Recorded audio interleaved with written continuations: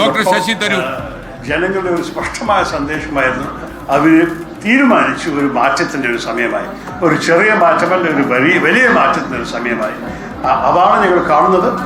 നമ്മൾ എന്തായാലും ഭരണത്തിൽ വരുമ്പോൾ ഇതിനെ കേരളത്തിൻ്റെ ഭാവിയെ മാറ്റുന്ന ഒരു ഭരണമാക്കണമാണ് എൻ്റെ ആഗ്രഹം. മാത്രമല്ല എൻ്റെ ഒരു റെക്കമെൻഡേഷൻ. നമ്മൾ ആരാണ് സർക്കാർ ഉണ്ടാക്കാൻ പോകുന്നത് അതൊക്കെ കുറച്ച് ദിവസം കഴിഞ്ഞ് അറിയുള്ളൂ.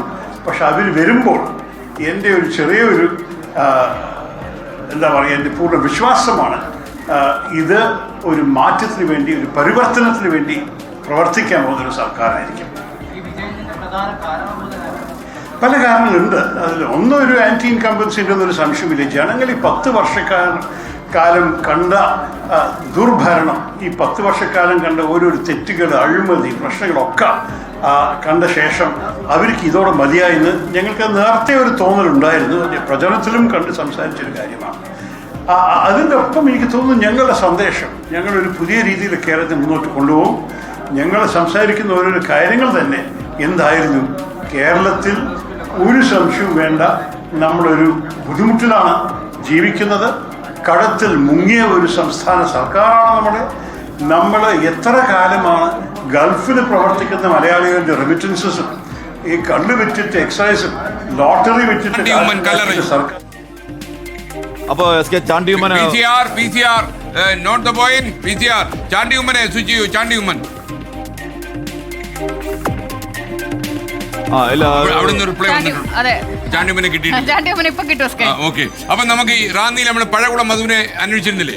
പഴകുളം മധു സ്ഥലത്തുണ്ട്. 3225 വോട്ടുകൾക്ക് പഴകുളം മധു. പയ്യന്നൂരിലെ തോൽവിക്ക് പിന്നാലെ അവിടെ സംഘർഷം രൂപപ്പെടുന്നുണ്ട്. UDF CPM പ്രവർത്തകർ തമ്മിൽ ഏറ്റുമുട്ടുകയാണ് പയ്യന്നൂരിൽ.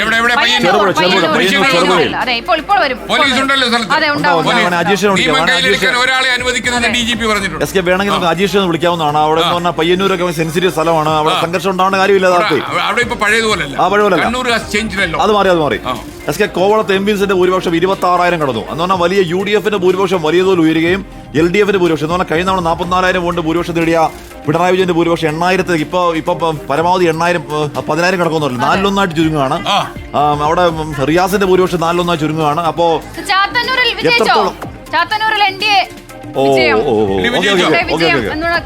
അപ്പൊ ആദ്യത്തെ NDAയുടെ വിജയമാണ്. ചാത്തന്നൂർ NDA ആദ്യം കേരളത്തിൽ NDA വിജയിച്ച് പ്രഖ്യാപിച്ചു.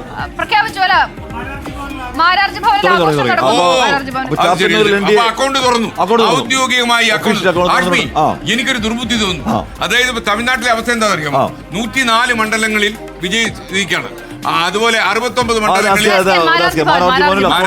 വിജയാഹ്ലാദ പ്രകടനം. ചാത്തന്നൂരിൽ NDA വിജയിച്ച പശ്ചാത്തലത്തിൽ മാരാർജി ഭവനിൽ ഗോപകുമാർ ചാത്തന്നൂർ മണ്ഡലത്തിൽ വിജയിച്ചു. അവരെ